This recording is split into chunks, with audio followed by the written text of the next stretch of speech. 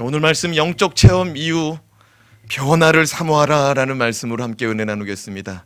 따라합시다. 영적 체험 이후 변화를 사모합시다. 지난 시간 야곱은 약복강에서 그동안 수고하고 모은 모든 재산을 형 에서에게 다 내어 보냈습니다. 공교롭게도 그 약복강은 그 뜻이 비우다, 내어놓다라는 뜻이었습니다. 20년 전 장자권을 가로챈 사건으로 말미암아 형을 다시 볼 때 죽음을 걱정해야 되었습니다. 목숨을 잃을까 염려한 나머지 야곱은 모든 것을 형 에서에게 내어놓고 형과의 관계를 풀어보고자 애쓰고 있습니다. 야곱이 야복강에서 모든 것을 다 내려놓고 모든 것을 다 내어 보냈을 때 하나님의 사람 예수님께서 야곱에게 찾아오셨습니다. 야곱은 주님을 붙들고 매달립니다. 주님, 저를 축복해 주세요. 주님, 저를 불쌍히 여겨 주세요. 붙들고 매달립니다. 날이 새도록 매달립니다. 주님이 이거 놔라, 이제 가야겠다. 야곱이 말합니다. 그냥 보낼 수 없어요. 저 축복해 주시기 전에 저 그냥 주님 보낼 수 없어요. 저 좀 축복해 주세요. 간절히 매달리는 야곱의 모습을 보고 주님께서 그의 이름을 야곱이라 부르지 말고 이제 이스라엘이라 부르라 말씀하시고 그의 인생을 축복해 주시기로 작정하십니다. 야곱의 인생 가운데 또 한 번의 특별한 영적 체험을 맞이하는 거예요. 창세기 28장에 베델에서 야곱이 돌베개 베고 하나님을 만났거든요. 오늘 32장에 또 한 번 만나는 거예요. 이 특별한 영적 체험 이후에 야곱은 변화됩니다. 형 에서를 만나는 극적인 장면도 기록됩니다. 사랑하는 여러분, 하나님을 만난 다음에 삶의 변화가 일어났다 이 말이에요. 자, 그렇다면 영적 체험은 우리의 삶에 어떤 영향을 끼치는지 함께 살펴보고자 합니다. 첫 번째, 영적 체험은 삶의 변화를 가능하게 하는 동력이 됩니다. 따라합시다. 삶의 변화가 가능한 동력을 얻읍시다. 1절에서 3절 말씀을 같이 좀 읽어봅시다. 시작. 야곱이 눈을 들어보니 에서가 400명의 장정을 거느리고 오고 있는지라 그의 자식들을 나누어 레아와 라헬과 두 여종에게 맡기고 2절 여종들과 그들의 자식들은 앞에 두고 레아와 그의 자식들은 다음에 두고 라헬과 요셉은 뒤에 두고 자기는 그들 앞에서 나아가되 몸을 7번 땅에 굽히며 그의 형 에서에게 가까이 가니. 지난 시간 분명히 야곱은 약복강 앞에서 각종 가축을 선별하여서 550마리를 3번에 걸쳐서 다 보냈습니다. 양도 보내고 소도 보내고 낙타도 보내고 염소도 보내고 550마리를 3등분 해가지고 한 무리, 두 무리, 세 무리를 종들에게 맡겨서 보냈습니다. 그리고 마지막에 누굴 보냈죠? 처자식들을 보냈어요. 그리고 남겨진 550마리에서 구분하고 남은 재산도 그 처자식들의 손에 맡겨서 다 보냈습니다. 그런데 오늘 말씀 다시 보니까 오늘 말씀 지금 1절에서 3절을 다시 보니까 1절 말씀을 다시 펴보세요. 1절 말씀. 오늘 말씀을 다시 보니까 아니 야곱하고 누구하고 같이 있어요? 자식들하고 지금 같이 있어요. 처자식들하고. 벌써 갔잖아요. 야복강에서 벌써 보냈잖아요. 그리고 강 건너기 전에 지금 지난 시간에 하나님하고 씨름을 했단 말이에요. 그래가지고 하나님이 그냥 넘어뜨리고 확 던지고 가려고 그랬는데 그냥 마치 그냥 예전에 강호동하고 누구예요? 이만기하고 막 싸울 때 매달렸잖아요. 그런 것처럼 막 매달려 있는 거죠. 그래서 주님을 만나고 나서 지금 시간이 흐른 거예요. 주님을 만나는 이 영적 체험 이후에 야곱이 강을 건넜다 안 건넜다? 건넜다는 거예요. 강을 건너고 부지런히 달려갔어요. 자기 처자식들 만나려고. 왜 달려갔느냐? 왜 달려갔느냐? 자기 가족들을 지키려고 달려갔습니다. 왜냐면 자기 계획이 어떤 계획이었어요? 첫 번째 선물 받고 마음 풀어져라. 두 번째 선물 받고 마음 풀어져라. 세 번째 선물 받고 마음 풀어져라. 네 번째는 완전히 올인하는 거예요. 그 도박에서 완전히 올인하듯이. 또 눈빛이 또 도박을 전혀 모르는 눈빛이신데 완전히 남은 걸 다 걸어버렸다는 거예요. 그리고 그 에서가 그걸 받고서 풀어지길 바라는데 만약에 풀리지 않으면 그 사람들은 다 죽는 거예요. 왜요? 지금 몇 명이 쫓아온대요? 400명이 온대요. 그리고 야곱이 생각할 때는 자기들 수보다 더 많은 수를 데리고 와서 쓸어버린다고 생각한 거예요. 죽여버린다고 생각한 거예요. 그래서 자기 처자식까지도 볼모로 보낸 거예요. 그런데 지금 야곱이 강을 건너서 막 달려갑니다. 달려가서 오늘 말씀해 보니까 가족들을 만났고요. 그리고 조금 있다가 형 에서 400명을 이끌고 오는 형 에서를 봤습니다. 형 에서를 만났습니다. 400명을 만났습니다. 그 순간에 야곱이 어떻게 한 줄 알아요? 내 뒤로 다 물러서라는 거예요. 내 뒤로 다 물러서라는 거예요. 그리고 내가 앞에 나가겠다는 거예요. 야곱이 변했어요? 안 변했어요? 변했어요. 야곱은 하나님을 만나고 예수 그리스도를 만나고 변한 거예요. 변화가 시작된 거예요. 이전에는 자신의 목숨을 보존하고자 가축과 종들과 처자식을 앞세워 놓고 자기 목숨 살폈는데 주님 만나더니 희생적인 사람으로 변하더라고요. 할렐루야. 주님을 만난 사람은 헌신하는 줄로 믿습니다. 주님을 만난 사람은 수고하는 사람이 되는 거예요. 앉아있는 사람이 아니라 수고하는 사람이 되는 거예요.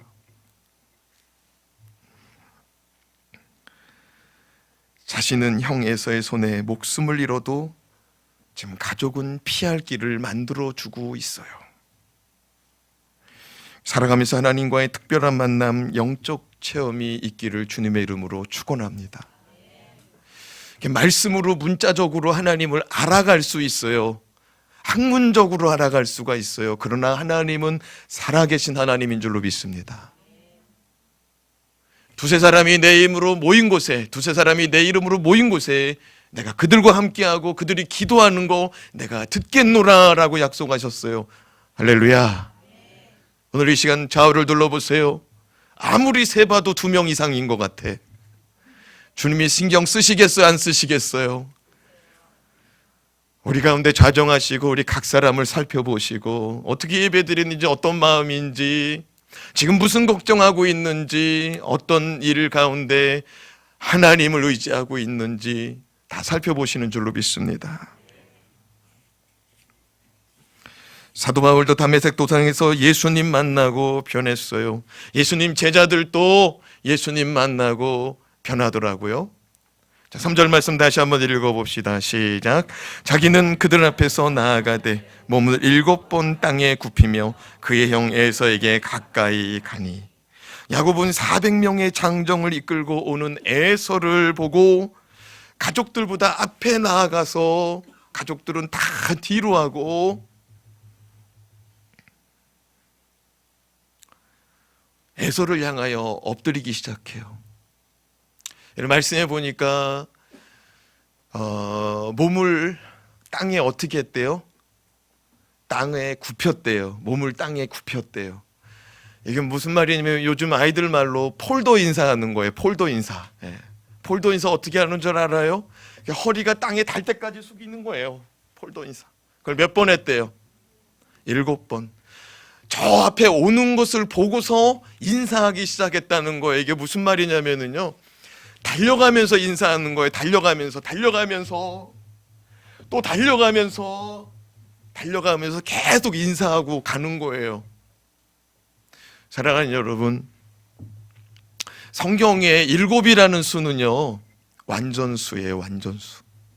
일곱 번 허리를 숙였다, 7번 허리가 땅에 닿도록 숙였다. 이게 무슨 말이냐면요, 내가 당신 앞에 굴복하겠습니다. 내가 당신을 섬기기 원합니다. 나는 당신의 권위를 인정합니다. 이런 의미인 거예요. 이전에는 야곱이요 뱃속에서부터 형님의 권위를 인정하지 않았어요. 그래서 뱃속에서 나올 때 어떻게 나왔어요? 다리 딱 잡고서 가지 말라고 땡겼다 이 말이에요. 그래서 그의 이름이 뭐예요? 야곱이에요. 야곱이라는 말이 뭐냐면 발 뒤꿈치 잡았다는 말이에요. 우리가 잘 알잖아요. 좀 잘해보고 싶은데 누가 꼭 그렇게 방해하고 그렇게 요상한 말을 하고 부정적인 얘기를 해요. 안 되기를 바라면서. 그런 사람을 우리가 뭐라고 말하냐면은 발목 잡았다라고 말하잖아요. 요셉이 그런 사람이에요. 형님의 권위를 인정하지 않아요. 형님의 가는 길을 막아서는 사람이에요. 그런데 지금 야곱이 어떻게 하고 있어요? 저기 앞에 형님 보고 나서 형님 오셨어요.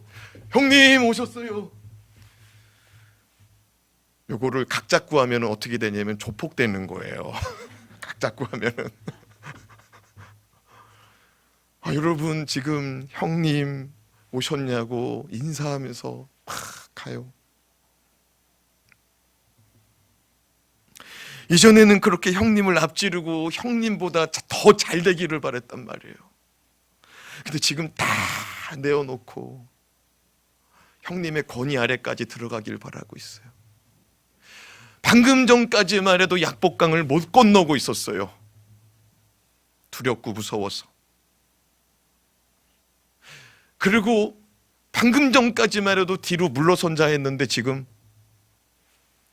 가족들 다 내 뒤로 서라. 죽어도 내가 먼저 죽는다. 내가 만약 죽으면 너희들은 도망가라. 지금 살신성인하고 있어요. 어떻게 이렇게 변화가 가능했냐? 하나님의 사람 예수 그리스도 만나서 가능한 줄로 믿습니다. 고린도서 5장 17절 말씀 같이 한번 읽어봅시다. 시작. 그런즉 누구든지 그리스도 안에 있으면 새로운 피조물이라. 이전 것은 지나갔으니 보라 새 것이 되었도다. 우리가 지난 시간에 우리 새 생명반에서 이렇게 자주 살펴봤던 말씀이에요. 여러분 주 안에 있을 때 새로운 변화가 시작된다는 사실을 깨닫기 바랍니다. 따라합시다. 주여, 나도 주님 만나고 주님 체험하고 주 안에서 새로운 역사 쓰기 원합니다. 아멘. 인생의 삶은 역사예요. 인생의 삶은 역사예요. 우리들의 가치관이, 우리들의 삶이, 우리들의 언행이, 우리들의 일이 내 것에서 주님의 것으로 다 바뀌길 주님의 이름으로 축원합니다. 근데 여러분 주 안에서 새로워진다는 이 말씀 다음에 놀라운 말씀이 있어요. 자, 연이어서 읽어봐요. 17절 말씀 지금 주 안에서 새로 온다는 말씀이었는데요. 요 다음 구절이 뭐냐면 18절 19절이거든요. 읽어봅시다. 시작. 모든 것이 하나님께로서 났으며 그가 그리스도로 말미암아 우리를 자기와 화목하게 하시고 또 우리에게 화목해 하는 직분을 주셨습니다. 뭘 주셨다고요? 화목해 하는 직분이래요. 화목해 하는 직분. 자, 19절 말씀 읽어요. 곧 하나님께서 그리스도 안에 계시사 세상을 자기와 화목하게 하시며 그들의 죄를 그들에게 돌리지 아니하시고 화목하게 하는 말씀을 우리에게 부탁하셨느니라. 따라합시다. 화목하게 하는 직분, 화목하게 하는 말씀 우리에게 주셨어요. 아멘. 우리가 주 안에서 새로워질 때 화목해 하는 역사가 일어나는 줄로 믿으시기 바랍니다. 주 안에 있을 때 가능해요. 주 안에. 옆 사람을 한번 축복합시다. 주 안에 살아갑시다. 주 안에 있지 않은 자는요, 이게 이루어질 수가 없어요. 화목이 아니라 화목 반대가 일어나요. 주 안에 살아갑시다. 주 안에. 두 번째로 바라는 것을 넘어 진정한 예물을 드리게 합니다. 하나님을 만난 사람, 하나님과의 특별한 영적 체험을 한 사람은요, 바라는 것을 넘어서 드리게 돼요. 바라는 것을 넘어서 진정한 예물을 드린다는 거예요. 자, 4절 말씀을 같이 읽어봅시다. 시작. 에서가 달려와서 그를 맞이하여 안고 목을 어금 맞추어 그와 입 맞추고 서로 우니라. 에서가 누구예요? 야곱의 형이죠. 야곱의 형. 형이 지금 막 달려와요. 저 멀리서. 지금 어떤 광경이에요? 한 사람은 지금 형님이 오는 걸 보고서 폴더 인사하고 계속 갑니다. 형님 오셨어요. 형님 오셨어요. 형님 오셨어요. 한 사람은 또 어떻게 한대요? 지금 그 인사하는 거 보고 막 달려간다는 거예요. 막 달려가. 그래서 둘이 한 사람은 인사하고 있고 한 사람은 달려와가지고 확 끌어안았대요. 확 끌어안고서 목을 어떻게 했대요? 목을 이렇게 어금 맞췄대요. 그리고 확 껴안고, 그러고 나서 팔짝팔짝 뛰면서 입 맞추고 얼굴 한번 보고 입 맞추고. 몇 년 만에 만났어요? 20년 만에. 너무나 감격스러운 장면입니다. 더 놀라운 사실은 막 끌어안고 입 맞추고 엉엉 울었다는 거예요. 엉엉 울었다는 거예요. 20년 만에 만났어요. 어떻게 보면은 20년 전에도 딱히 좋은 관계는 아니었어요. 어디서부터 싸웠어요? 뱃속에서부터 싸웠어요. 그래서 누구 걱정시켰어요? 엄마 리브가 걱정시켰어요. 엄마가 오죽 얘네들이 뱃속에서부터 싸웠으면 하나님께 나아가서 어떻게 해야 되냐고 물어봤대잖아요. 하나님 뭐라고 그래요? 네 뱃속에 두 국민이 있구나, 두 민족이 있구나. 걱정하지 말라는 거예요. 뱃속에서부터 얘네들이 불편한 관계였는데 20년 만에 다시 본다고 뭐가 되겠냐고요? 하나님이 이 두 사람의 마음을 만져주셨기 때문에 이런 만남이 일어나는 줄로 믿습니다. 시편 133편 1절 말씀을 같이 읽어봐요. 시작. 보라, 형제가 연합하여 동거함이 어찌 그리 선하고 아름다운고. 여러분, 형제들이 사이좋게 지내는 모습만큼 부모가 볼 때에 이것만큼 좋은 모습이 없어요. 네. 부모한테 뭐 금반지, 뭐 다이아, 밍크, 뭐 자가용, 요즘에 신형, 뭐 아파트, 뭐 이제 전 세계 유람하는 뭐 유람선, 패키지 유람선, 아무리 다 갖다 줬는데 형제들이 불화한다. 의미 없는 거예요. 다시 한번 읽어봐요. 시작. 보라, 형제가 연합하여 동거함이 어찌 그리 선하고 아름다운고. 저는 형제가 동생 하나밖에 없습니다. 자라면서 둘이니까 둘이서 잘 놀다가도 자주 다툰 것 같아요. 그렇게 어려서 형제는 둘이 놀다가도 자주 다투고 매맞으면서 그렇게 자라났어요. 근데 자라나면서 동생은 항상 형이 부러웠나 봐요. 가끔씩 형한테만 잘 챙겨줬다, 그런 얘기를 엄마 앞에서 또 내 앞에서 자주 해요. 그렇게 20대가 되었습니다. 그런 형제, 저희에게 우애 좋은 형제로 되는 결정적인 계기가 있었어요. 동생이 군대를 갔습니다. 누구나 다 그렇듯이 군대라는 거는 두려움이잖아요. 동생도 많이 걱정하고 갔고, 남겨진 가족들도 많이 걱정했습니다. 그래서 저도 동생을 위해서 정말 열심히 기도했어요. 많이 기도했어요. 또 제가 그때 신학생이었기 때문에 많이 기도했어요. 잘 적응하게 해주세요. 안전하게 지켜주세요. 좋은 사람 만나게 해주세요. 정말 간절히 기도했습니다. 그리고 동생에게 울면 편지를 썼어요. 힘내라고, 기도하고 있다고. 그런데 동생의 마음에 그 편지가 감동이 되었나 봐요. 답장이 왔어요. 형 편지 받고 눈물이 나서 혼났다는 거예요. 기도해줘서 고맙다는 거예요. 너무너무 고맙다는 거예요. 저도 그 편지 받고 또 얼마나 고맙고, 그 편지를 읽는데 또 동생의 마음이 구구절절이 느껴져가지고 저도 눈물을, 그 어머니 앞에서 편지를 읽다가 저도 눈물을 그냥 뚝뚝뚝 그냥 흘렸어요. 그렇게 편지가 오고 가면서 이렇게 서로 기도하고 또 이렇게 눈물로 이렇게 사랑하다 보니까 우애가 좋아지더라고요. 그렇게 기도하며 편지하며 군대를 무사히 마칠 때쯤 저희 집이 어려워졌어요. 두 형제가 다 대학교 다니기는 어려워졌어요. 그런데 동생이 학교를 복학하지 않고 돈을 벌겠다는 거예요. 그래서 그만둬도 왜 네가 그만두냐, 장남이 형이 그만둬야지. 그렇게 생각하고 하나님께 기도했어요. 하나님, 저 집이 어려워져가지고 당분간 이거 신학 공부, 이거 전도사 생활 내려놔야겠어요. 하나님께 눈물로 기도했어요. 이런 형편으로 왜 만드시냐고 원망도 했어요. 그렇게 하나님께 기도했을 때 하나님이 말씀해요. 그래, 이번에 돈 벌어라. 그리고 그 다음에 또 이런 말씀이 들리는 거예요. 그럼 다음에 너희 집이 또 어려우면 그때도 그만둘 거냐? 물으시더라고요. 부모님과 동생이 모인 자리에서 하나님이 나에게 이렇게 말씀하시는 것 같았어요. 동생과 부모님이 그럽니다.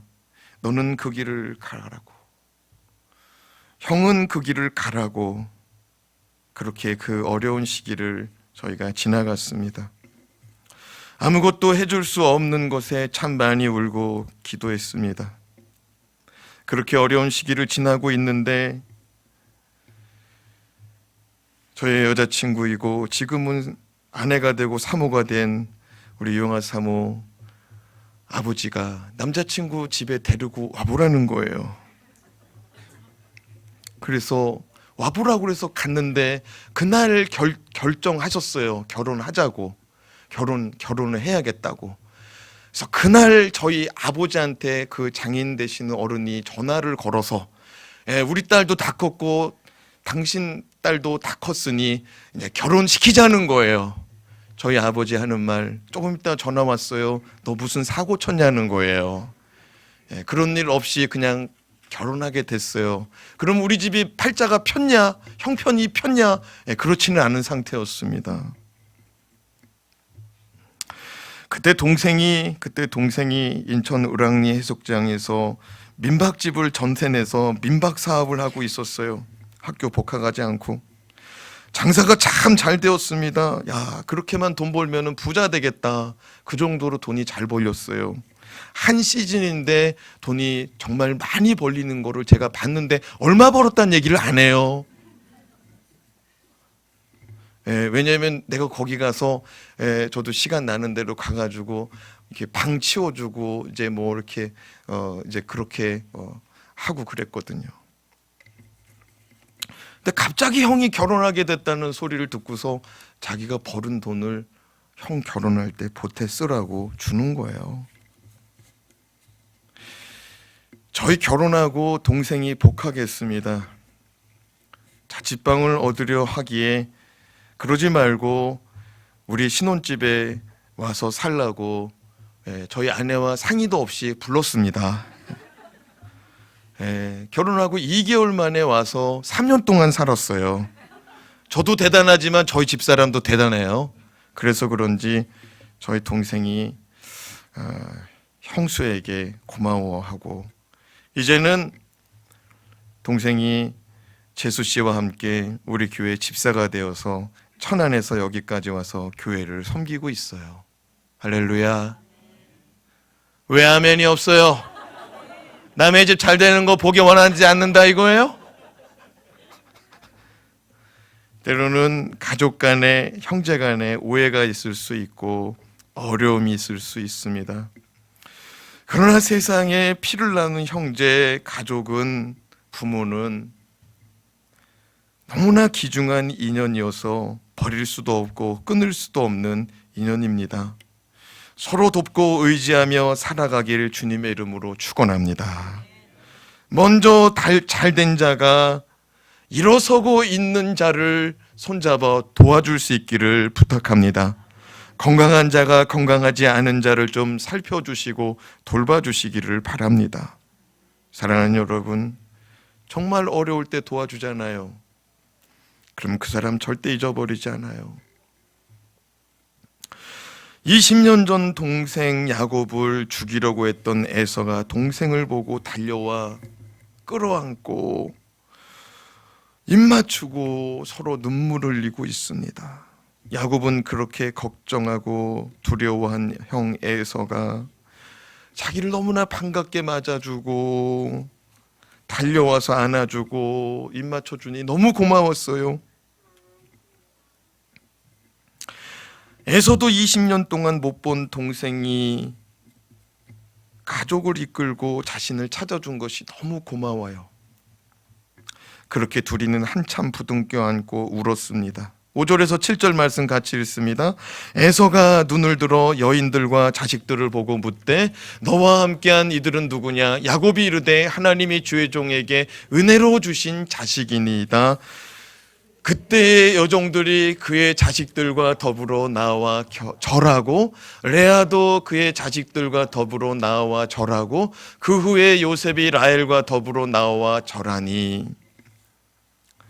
에서가 한참을 울고 정신을 차리고 보니까 주위에 사람들이 많이 몰려드는 거예요.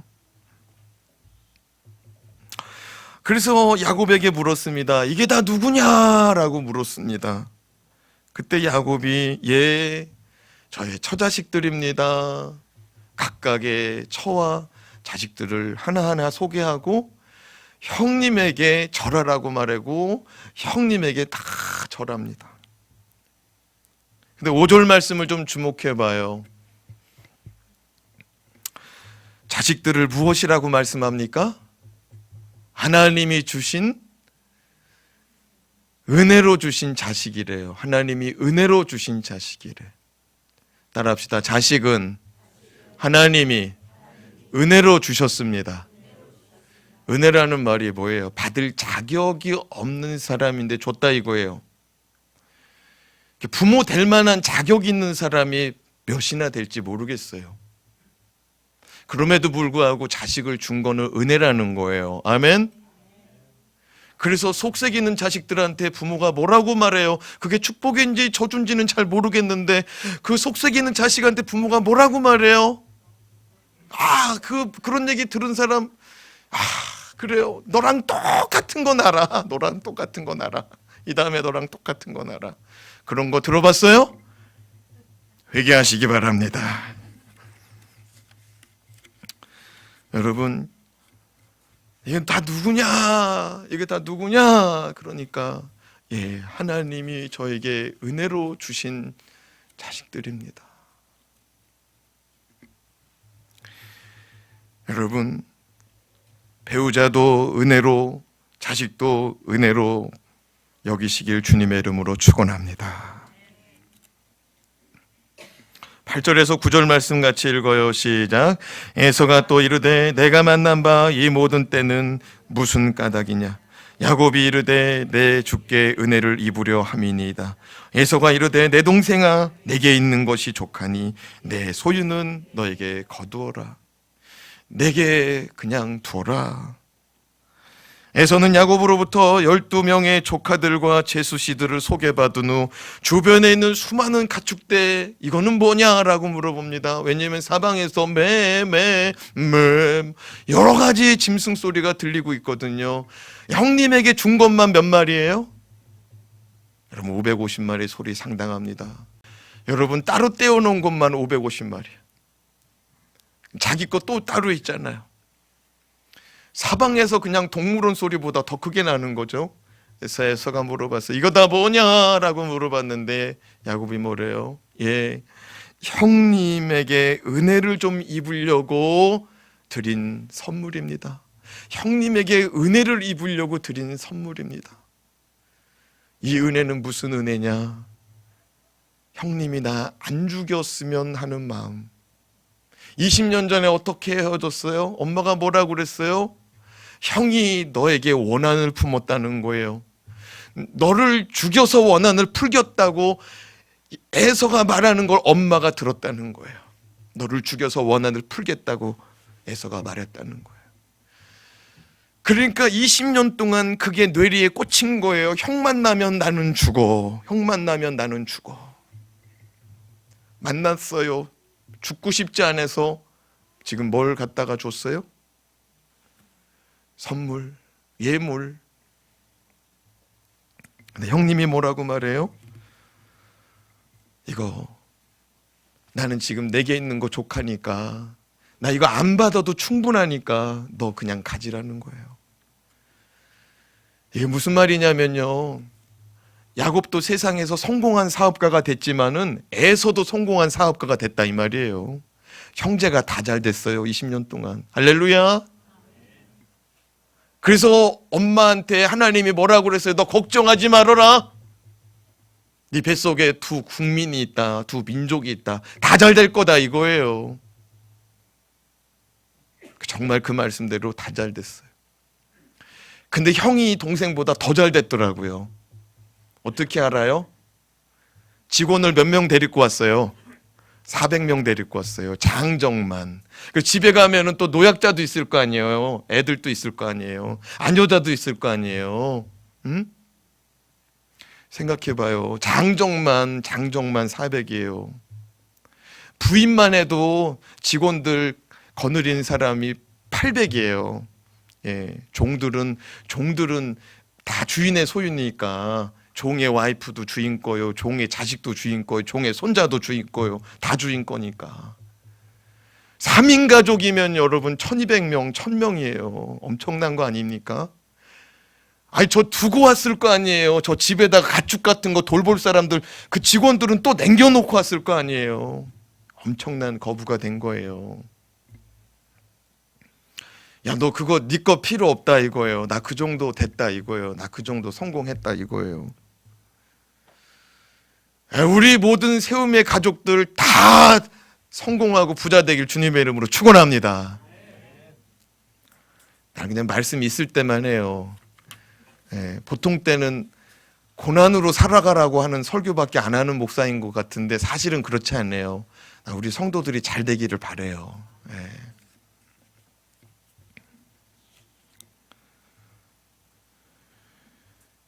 야곱이 형님한테 간청해요. 뭐라고 간청하냐면 받아달라는 거예요. 됐다 그러니까 받아달래요. 자, 말씀 읽어봐요. 10절에서 11절 시작. 야곱이 이르되 그렇지 아니하니이다. 내가 형님의 눈앞에서 은혜를 입었사오면 청하건대 내 손에서 이 예물을 받으소서. 내가 형님의 얼굴을 배운즉 하나님의 얼굴을 본 것 같사오며 형님도 나를 기뻐하심이니이다. 하나님이 내게 은혜를 베푸셨고 내 소유도 족하오니 청하건대 내가 형님께 드리는 예물을 받으소서 하고 그에게 강권함에 받으니라. 강권했대요. 강하게 권했대요. 좀 받아주세요. 받아주세요. 제 것 좀 받아주세요. 왜 형한테 이 예물을 받아달라고 간청하냐면요, 야곱은 형님이 자기를 보면 만나자마자 칼 빼가지고 죽일 줄 알았어요. 20년 전에 잘못한 것 때문에 반드시 죽일 줄 알았는데 자기에게 달려와가지고 끌어안고 정말 사랑하고 함께 그냥 부둥켜 울고 있으니, 잘 왔다고 울고 있으니 이게 은혜라는 거예요. 그리고 형님의 얼굴을 보는데, 야, 누굴 보는 것 같대요? 하나님 보는 것 같았대요. 이게 무슨 말이냐? 마치 범죄한 인간이 너무너무 범죄한 걸 자기도 알아요. 너무너무 범죄해가지고 용서받을 수 없을 지경에 이른 걸 자기도 알아요. 이건 용서가 안 된다. 이 정도로 자기가 죄에 대해 자각하고 하나님을 만났어요. 하나님이 반드시 너는 지옥에 가야 돼. 너도 알고 네 양심도 알고 네 주변에 있는 사람도 다 알아. 너는 반드시 지옥 가야 돼. 너는 지옥에 가서 죽어. 영원히 죽어. 누가 봐도 그럴 사람인데 하나님이 그런 범죄한 인간을 맞아주시는데 마치 누가복음 15장에 있는 말씀처럼 돌아온 탕자를 맞아주듯이 달려가가지고 안아주고 이게 웬일이냐고. 내 아들아 이게 웬일이냐. 옷이 왜 이렇게 헐벗었느냐. 왜 이렇게 못 먹어서 이렇게 피골이 상접했느냐. 너 무엇하다가 왔느냐. 진작에 오지. 내가 너를 얼마나 기다린 줄 아느냐. 그리고 그 누가복음 15장에 있는 아버지가 어떻게 해요? 목욕시키고 옷을 새로 입히고 가락지를 끼워주고 신발을 새로 신기고 내 아들이 왔다고 동네방네 자랑하고 암송아지를 잡아가지고 잔치를 베풀었대잖아요. 여러분 누가복음 15장에 있는 그 아들은 너무 나쁜 놈이에요. 형님이 있어요. 장자가 있어요. 그 탕자는 작은 아들이에요. 근데 작은 아들이 뭐라고 한 줄 알아요? 형님한테 말하지도 않고 아버지한테 가서 뭐라고 한 줄 알아요? 아버지, 저에게 돌아올 분깃, 제가 받을 유산 주세요. 안 주니까 간청해가지고 매달리고 그거 받아냈거든요. 근데 여러분 옛날에는요 유산을 언제 주냐면은 죽어야 주는 거예요. 언제 준다고요? 죽어야 주는 거야. 죽기 전에 주는 거예요. 그래서 이삭도 눈이 어두워서 자기가 이제 숨이 끊어질 줄 알고서 에서를 불러가지고 축복기도 하려고 했던 거예요. 유산 상속 시간이었던 거예요. 근데 아버지가 멀쩡히 있는데 이 둘째가 와가지고 형님 제껴버리고 달라고 하는 거예요. 형님도 기분 나빠요. 왜냐면 장자권은요 재산의 90% 아니면은 형님이 장자가 나 이거 다 가질래요 아버지 하는 순간 다 가질 수도 있는 권세가 있어요. 그런 권리가 있어요 옛날부터. 그런데 형님을 제끼고 뭐라고 말하냐면 아버지 저 받을 거 있죠? 그거 주세요. 아버지가 죽지도 않았는데 아버지가 멀쩡한데 이건 무슨 소리냐면 아버지 죽어버리라는 소리랑 같은 거예요. 아버지 살 집이 그러니까 여기서 재산이 바로 분배되면 아버지가 살 집이 없는 거야. 그러니까 어려운 건데 그걸 받아내더니 어떻게 했어요? 이 탕자가 나가서 어떻게 했어요? 창기들하고 어울려 버리는 거야. 기생들하고 맨날 술판을 벌리고 뭐 마시자 먹자 즐기자 그러더니 돈 어떻게 됐어요? 다 썼어. 그래가지고 먹을 게 없어가지고 어디에 기웃거렸어요? 돼지 농장에 가가지고요. 돼지들은 보니까 나무 열매를 따가지고 먹고 있어요. 그래가지고 돼지 열매, 그 쥐엄나무 열매에 가가지고 열매 따 먹다가 눈물을 흘린 거야. 자기 처지가 뭐만도 못해. 돼지는 주인이 끌고 다니면서 먹으라고 하지. 자기는 어때요? 돼지 옆에서 얻어먹고 있으니. 사랑하는 여러분, 그런데 하나님 아버지가 그렇게 방탕하고 살다가 돌아왔는데 끌어안아 주더라 이거예요. 옷을 입히고서 잔치를 벌여주더라 이거예요. 우리 주님은 우리를 그렇게 맞아주셨다는 사실을 깨닫기 바랍니다. 에베소서에 보면은요 우리를 창세전에 그리스도 안에서 택했대요. 주의 자녀 삼으려고. 언제 택했다고요? 창조의 세계가 시작되기 전에 택했대요. 신앙생활 하다 보면은요, 교회에서 뭐 이러는 분들이 있습니다. 아, 내가 뭐 한 거 알죠? 내가 뭐 한 거 알죠? 또 그냥 스스로가 또 이 기도에 심취해가지고 봉사에 심취해가지고 그냥 본인이 계산해요. 아, 내가 서열 몇 번째다. 내가 저 사람보다 낫다. 내가 저 사람보다 잘한다 못한다. 그거 계산하는 사람들도 있어요. 근데 여러분, 그거 아무 소용없다는 거 있죠. 언제 택해버렸대요? 창세전에. 봉사하기 전에, 헌금하기 전에, 열심 내기 전에, 거룩해지기 전에 벌써 택했다는 거예요. 할렐루야.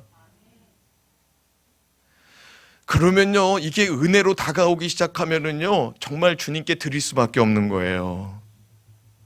봉사할 수밖에 없는 거예요. 헌신할 수밖에 없는 거예요. 정말 주님 앞에 쏟아부어도 전혀 아깝지가 않은 거예요. 야곱이 뭐래요? 나는 은혜 받았다는 거예요. 형님이 나 살려준 것만 해도 나 은혜라는 거예요. 그런데 형님이 나를 안아줬다는 거예요. 형님이 나를 영접했다는 거예요. 받아줬다는 거예요. 나 형님한테 다 주고 싶다는 거예요. 형이 뭐가 부족해요? 지금 장정만 400명인데 뭐가 부족해요? 400명 데리고 나가서 용역 사무실에 가지고 일당만 띄워도 하루에 돈이 얼마가 들어요? 10만 원, 만약에 10만 원 이 일당이면 얼마야 도대체? 얼마예요? 코로나 바이러스에 전염된 건 아니죠. 400명을 데리고 나갔어요. 10만 원짜리 일당이에요. 그럼 얼마예요? 4천만 원. 20만 원짜리 일당이면 얼마예요? 뭐 돈이 아쉽겠어요, 형이? 그거 근데 받아달라고 말해요. 그거 받아달라고.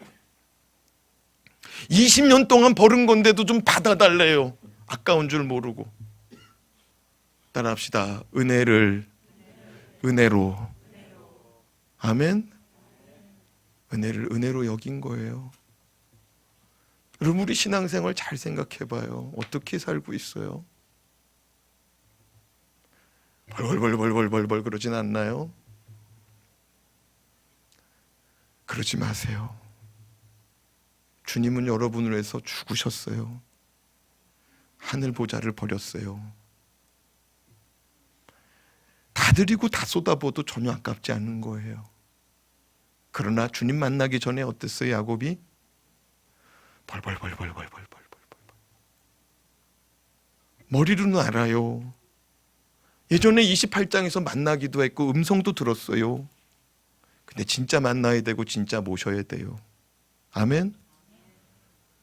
진짜 만나고 진짜 모셔야 된다고요. 주 안에 있을 때만, 주 안에 있을 때 가능해요. 따라합시다. 영접하는 자, 곧 그 이름을 믿는 자들에게는 하나님의 자녀가 되는 권세를 주셨으니.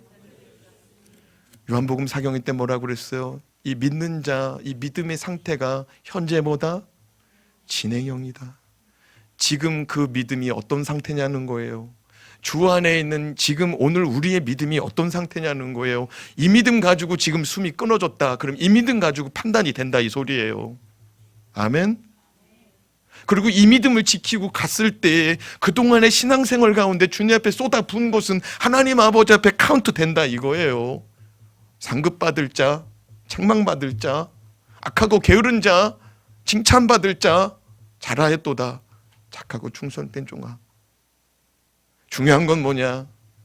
지금 이 믿음이에요. 이 믿음. 저와 여러분의 믿음 어때요? 정말 구별되었어요? 거룩해요? 정말 주님 사랑해요? 정말 주님 앞에 다 내어놓을 수 있고 다 포기할 수 있고 무엇보다도 더 귀한 것이 주님의 생명, 주님의 은혜라고 여길 수 있어요? 우리 믿음 생활 잘합시다. 바로 믿어요. 변화된 삶을 시작합시다. 기도하겠습니다.